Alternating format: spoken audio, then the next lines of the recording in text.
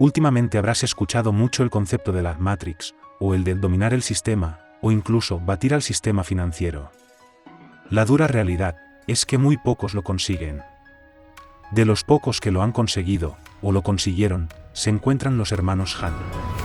Presta atención a cómo estos dos hermanos pusieron en jaque al sistema financiero y quédate hasta el final del vídeo para descubrir cómo acabaron. La historia de los hermanos Han nos habla de cómo llegaron a controlar el mercado mundial de la plata, entre los años 70 y 80, solamente siendo dos hermanos. Evidentemente, una de las cosas que hizo que se produjese este hecho, fue que hasta 1971, Estados Unidos, se regía por el patrón oro, es decir, que el dinero existente en dólares estadounidenses, estaba respaldado por su valor equivalente en oro.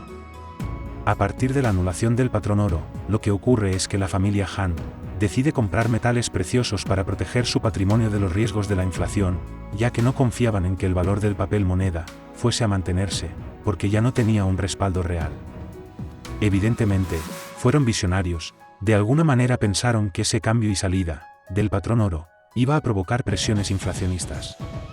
Por esta razón, una de las frases más épicas que dijeron fue la siguiente: cualquier idiota puede manejar una imprenta. El idiota al que se referían era precisamente la Reserva Federal, que era la responsable de decidir cuánto dinero había en circulación. Pero lo que pasaba era que en aquella época, el gobierno había prohibido a los ciudadanos realizar compras de oro, lo cual provocaba que solo tuviesen una opción, y esa única opción era comprar la plata. A partir de ese momento y antes de entrar en el detalle de lo que ocurrió, vamos a ver algunos datos muy curiosos de esta familia. El padre de los Han fue un exitoso jugador de póker, y usaba el dinero que ganaba en los torneos y en las partidas, para financiar, ni más ni menos, que la exploración de pozos petrolíferos. Nelson Bunker Han, que fue el mayor de los 14 hermanos, fue el hombre más rico del mundo en 1966. Fue dueño de los primeros grandes pozos de petróleo que se descubrieron en Libia.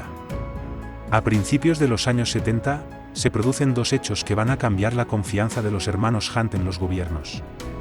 El primero es cuando Estados Unidos decide abandonar el patrón oro en 1971, y el otro evento tiene lugar en el 1973, cuando Gaddafi, en Libia, nacionaliza los pozos de petróleo que tenían los Han. A partir de ahí, evidentemente la familia Han empieza a pensar que los gobiernos pueden hacer cualquier cosa, y además surge ese miedo a las presiones inflacionistas, y a la desconfianza en los cambios de las reglas de juego en las que se mueven estos grandes inversores. A partir de ese momento, tres hermanos Hunt, Bunker, Herbert y Lamar, comienzan a comprar activos reales, como la plata, para cubrirse del riesgo de repuntes inflacionistas, que en aquellos años por supuesto, ocurrieron. Entre el año 73 y el 79, los Han acumularon 200 millones de onzas de plata, y su inversión valía a principios de los 80, nada más y nada menos, que 10.000 millones de dólares de aquella época, además de las grandes compras físicas de plata.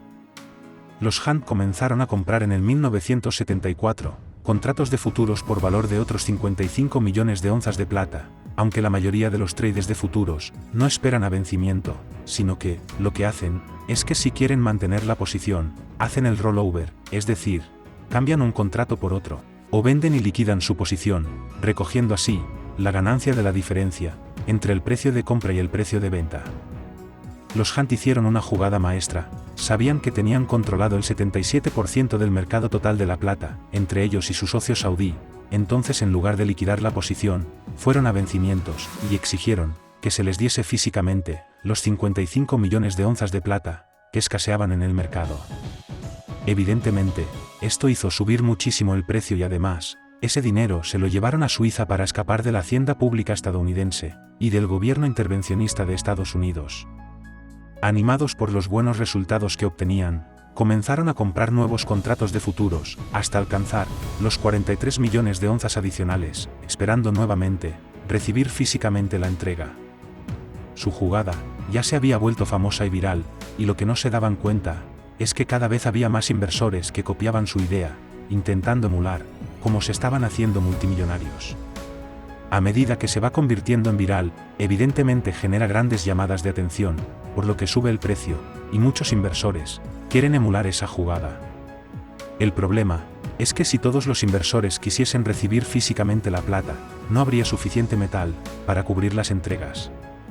Esto hizo que se disparasen todavía más los precios. Fijaros en la gráfica, la locura desde el año 1973, cuando empezaron a comprar los hermanos Han, el precio era aproximadamente de $2 la onza, y para el año 1980, el precio de la plata ya estaba en 47.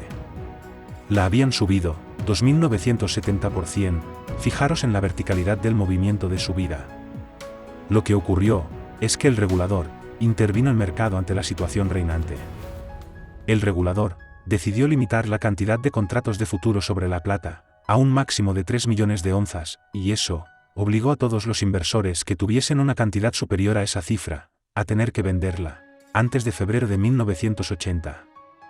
Además, el 21 de enero de 1980, la Bolsa de Materias Primas, con el beneplácito del gobierno estadounidense, anuncia que nadie va a poder comprar más plata y que solo se podrá venderla, y antes de hacerlo, habría que obtener la aprobación del regulador.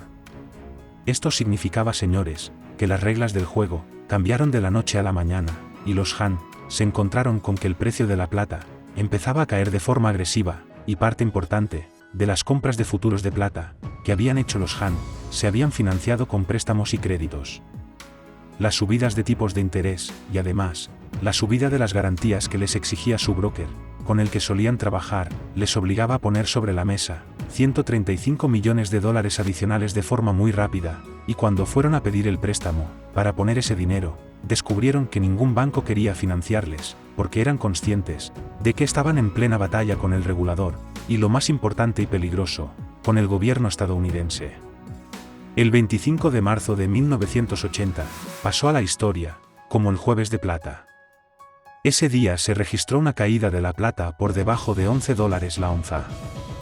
Evidentemente no solo provocó el colapso en las finanzas de los Han, sino que, por otro lado, el gobierno tuvo que rescatar al broker, con el que los hermanos solían contratar sus productos financieros, ante el miedo de que hubiese un efecto contagio en el sistema financiero y entrar en bancarrota. A partir de ahí, los Han fueron condenados por manipular el mercado, que es lo que ocurrió cuando se produjo este cambio de reglas. Básicamente, la plata pasó de valer casi $50 la onza, a, como veis, caer por debajo de 11. Perdió un 78% de su valor en muy poco tiempo. Evidentemente, la historia de los Han no acaba ahí. Los dos hermanos se declararon en bancarrota inicialmente, pero gracias a que Banker pudo mantener alguno de sus negocios de extracción de petróleo, los hermanos volvieron a hacerse ricos una vez más. Tras haber pagado sus deudas, lo hicieron en el mercado de petróleo, que conocían mucho mejor que otros, y que habían sido los negocios propios de la familia desde hacía décadas. Como veis, la historia es totalmente apasionante, pero hay varias cosas que podemos extraer.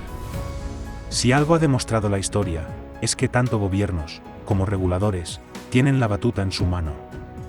Pueden decidir en momentos determinados cambiar completamente las reglas del juego, y es algo muy importante, porque cuando uno trabaja sobre una perspectiva de cualquier activo, piensa que las cosas van a seguir con las mismas reglas de juego, y eso no siempre es así. Por ejemplo, pensamos que las criptomonedas no pueden ser reguladas, pero nada impide que en el largo plazo, si las criptomonedas pudiesen suponer un problema para los bancos centrales, pueden cambiar las reglas del juego.